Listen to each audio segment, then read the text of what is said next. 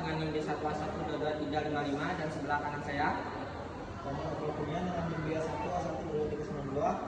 Saya Muhammad Abadi Sakila dengan NIM B1A1222396. Saya Hendrik Pratama dengan NIM B1A1222372.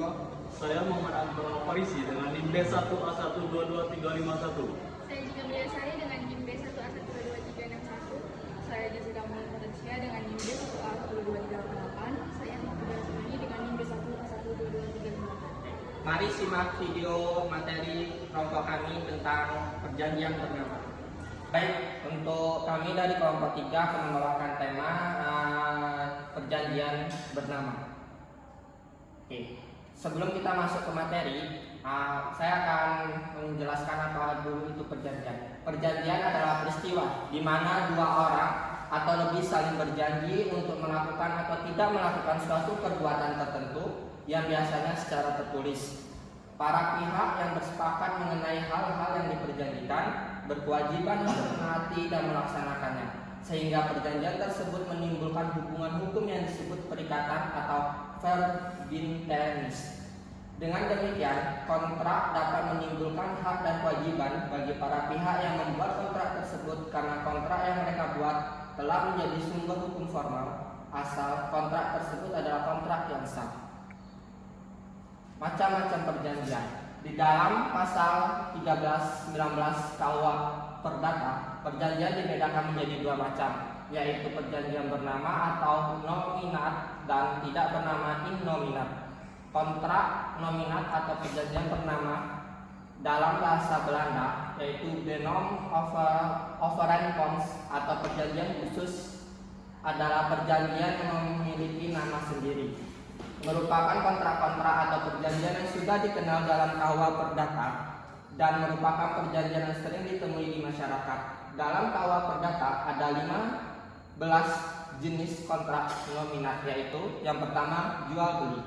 Jual beli adalah suatu perjanjian dengan mana pihak yang satu mengikatkan dirinya untuk menyerahkan suatu hak kebendaan dan pihak lain membayar sesuai harga yang diperjanjikan. Dalam pasal 1457 KUH Perdata, unsur-unsurnya yang pertama yaitu kesepakatan harga, dan yang kedua yaitu barang yang diperjualbelikan. Kewajiban penjual yaitu menyerahkan barang dan menjamin barang tidak ada cacat tersembunyi. Kewajiban pembeli yaitu membayar harga barang. Oke, baik, untuk pemaparan materi selanjutnya akan dibacakan oleh Saudara Akbar Al-Farisi. Baik, yang kedua ada tukar menukar. Tukar menukar adalah suatu persetujuan dengan di mana kedua belah pihak mengikatkan dirinya untuk saling memberikan suatu barang secara timbal balik sebagai suatu ganti barang lainnya, yang dimana diatur dalam pasal 1451 KUH Perdata. Lalu ada pun unsur-unsurnya, yaitu yang pertama adanya dua pihak, yang kedua adanya objek yang ditukarkan, yang ketiga kesepakatan antara kedua belah pihak. Nah, lalu ada pun kewajiban dan hak kreditur. Yang pertama kewajiban menyerahkan barang yang telah disepakati. Yang kedua yaitu hak menerima barang pengganti sesuai dengan kesepakatan. Lalu selanjutnya yaitu ada kewajiban dan hak debitur. Nah, kewajiban debitur itu menyerahkan barang pengganti. Lalu haknya yaitu menerima barang yang telah disepakati. Nah, yang ketiga ada sewa menyewa. Sewa menyewa adalah suatu persetujuan dengan pihak yang satu mengikatkan dirinya untuk memberikan kenikmatan suatu barang kepada pihak lainnya selama waktu tertentu dengan pembayaran suatu harga yang disanggupi oleh pihak yang terakhir, yang mana diatur dalam pasal 1548 KUH Perdata. Nah, unsur-unsurnya yaitu meliputi yang pertama ada objek yang disewakan, yang kedua harga sewa, yang ketiga jangka waktu sewa. Selanjutnya yaitu ada kewajiban si penyewa. Yang pertama yaitu membayar sewa, yang kedua memelihara barang sewaan. Nah, selanjutnya itu kewajiban pemilik. Nah, diantaranya yaitu yang pertama menyerahkan barang yang disewakan, yang kedua menjamin penggunaan barang tanpa gangguan. Dan yang keempat ada perjanjian melakukan pekerjaan di pasal 61 BW. Menurut Subekti, perjanjian kerja atau perburuan sudah ada sejak tahun 1926 dan telah dimasukkan ke dalam peraturan baru dalam BW. Dalam peraturan yang baru terdapat banyak pasal yang bertujuan melindungi pihak pekerja atau buruh dan tindakan kesewenang-wenangan majikannya. Perjanjian kerja dibagi menjadi 3 macam, yaitu Yang pertama ada perjanjian perburuan yang sejati, yang kedua perjanjian pekerjaan borongan, dan yang ketiga ada perjanjian pekerjaan pelayanan jasa dan lepasan. Dan ada sifat-sifat perjanjian perburuan yang sejati adalah yang pertama, adanya hubungan antara buruh dan majikan. Yang kedua, adanya gaji untuk para buruh yang sudah ditetapkan sebelumnya dengan ukuran upah minimum regional atau UMR. Yang ketiga adanya masa akhir bekerja, misalnya pensiun atau habis masa kontrak. Yang keempat adanya uang pesangon, uang pensiunan dan yang sejenisnya. Kelima, persekutuan perdata. Persekutuan perdata adalah persetujuan di mana dua orang atau lebih mengikatkan dirinya untuk memasukkan sesuatu dalam persekutuan dengan maksud untuk membagi keuntungan karenanya. 1618 KUH PDT. Unsur-unsur. Yang pertama, adanya kesepakatan antara dua pihak. Yang kedua, tujuan usaha bersama. Yang ketiga, kontribusi modal atau keahlian. Setelah itu ada kewajiban dan hak kreditur. Yang pertama ada kewajiban, yaitu menyediakan modal atau keahlian sesuai kesepakatan. Yang kedua ada hak, mendapatkan bagian dari keuntungan. Setelah itu kewajiban dan hak debitur. Kewajibannya menjalankan usaha dengan baik dan sesuai kesepakatan. Haknya mendapatkan bagian dari keuntungan. Yang keenam ada badan hukum. Badan hukum adalah himpunan dari orang sebagai perkumpulan. Baik perkumpulan itu diadakan atau diakui oleh pejabat umum, maupun perkumpulan itu diterima sebagai perolehan atau telah didirikan untuk maksud tertentu yang tidak bertentangan dengan undang-undang dan kesusilaan yang baik. 1653 KUH PDT. Unsur-unsur. Yang pertama adanya entitas yang diakui hukum. Yang kedua tujuan yang jelas. Yang ketiga struktur organisasi.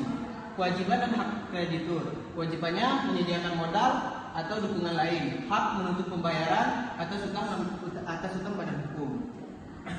Yang kedua kewajiban dan hak debitur. Kewajibannya membayar hutang atau kewajiban lainnya. Haknya mendapatkan dukungan atau layanan sesuai kesepakatan. 9. Pinjam pakai. Pinjam pakai adalah suatu persetujuan di mana pihak yang satu memberikan suatu barang kepada pihak lain untuk dipakai secara cuma-cuma, dengan syarat bahwa yang menerima barang ini setelah memakainya atau setelah lewat waktu tertentu akan mengembalikannya. Pasal 1740 KUH Perdata. Unsur-unsurnya adanya barang yang dipinjamkan, pihak yang meminjam dan yang meminjamkan, kesempatan untuk mengembalikan barang, kewajiban dan hak kreditur, pemberi pinjaman, kewajiban meminjamkan barang tanpa biaya, hak menerima barang kembali dalam keadaan baik, kewajiban dan hak debitur peminjam, kewajiban mengembalikan barang dalam keadaan baik, hak menggunakan barang sesuai kesepakatan. 10. Pinjam meminjam atau pinjam habis.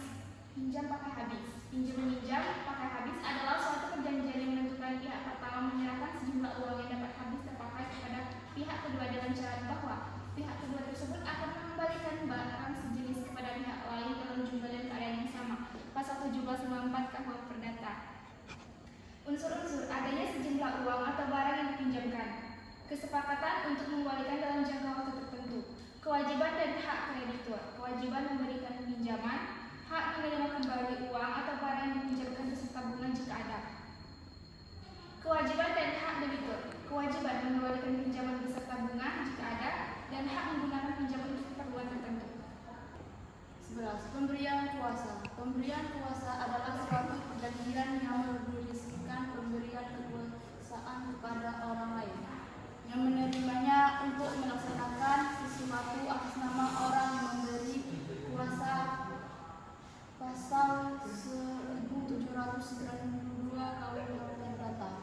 Unsur-unsur adanya pihak yang memberi kuasa dan yang menerima kuasa, kesepakatan mengenai tugas yang harus dilakukan, ada kewajiban dan hak kreditur atau pemberi kuasa. Kewajiban menjelaskan tugas yang harus dilakukan, hak meminta laporan atas pelaksanaan tugas, dan juga kewajiban dan hak debitur atau penerima kuasa. Kewajiban melaksanakan tugas sesuai kesepakatan, hak mendapatkan imbalan atau jika disepakati. 12. Bunga tetap atau abadi. Bunga tetap atau abadi adalah perjanjian di mana pihak yang memberikan pinjaman uang akan menerima pembayaran bunga atas sejumlah uang pokok yang tidak akan dimintanya. Kembali pasal 1770 Perdata.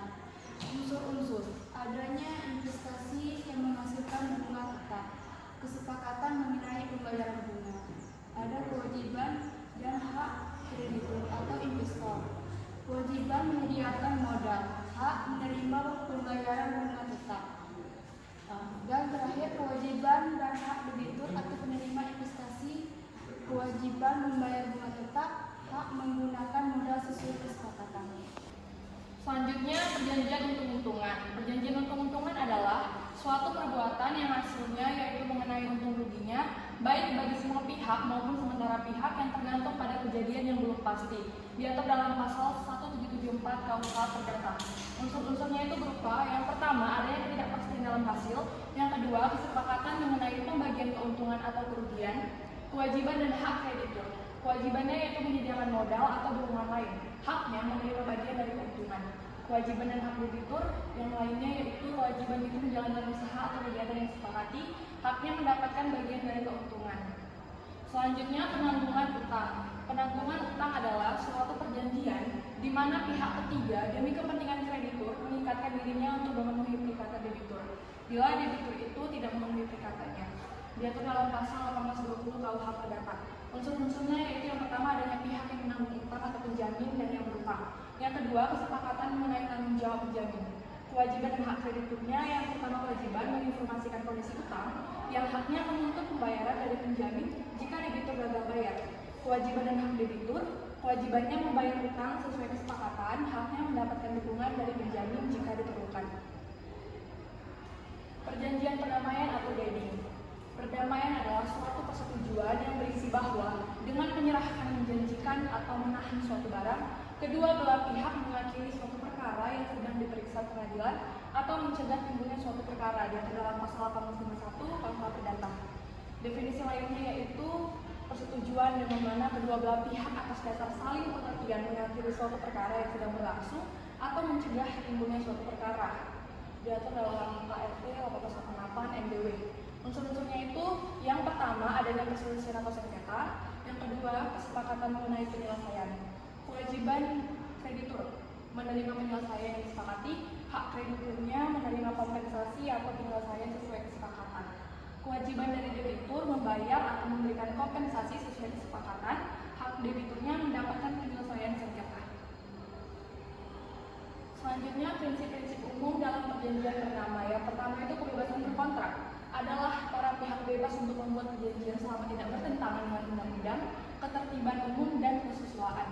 Yang kedua, konsensualisme, yaitu perjanjian sah apabila ada kesepakatan antara para pihak.